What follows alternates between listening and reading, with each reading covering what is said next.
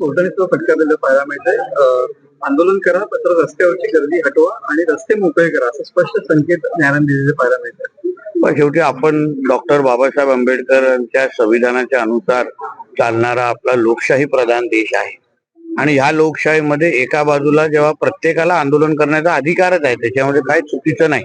प्रत्येकाला आपलं म्हणण्याचा एक अधिकार आहे, पण ते करत असताना सामान्य लोकांना जो काही त्रास काही दिवसापासून मुंबईकरांना जो होतोय, मुंबई ही देशाची आर्थिक राजधानी आहे आणि म्हणून जे आंदोलन करा पण चौकटीत राहून करा, अशा पद्धतीचा आदेश कोर्टाने दिलेला आहे असं माझ्या कानावर आला. जोपर्यंत मी अंतिम ऑर्डर पाहिली नाही किंवा त्याचा अभ्यास केला नाही, पण अशाच पद्धतीचा आदेश माननीय कोर्टाने दिलेला आहे.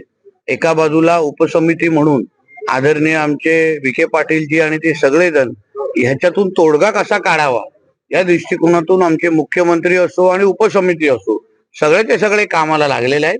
मला विश्वास आहे प्रत्येक जण समाधानी होईल, हेच आमचं देवाभाऊचं सरकार निश्चित पद्धतीने करेल.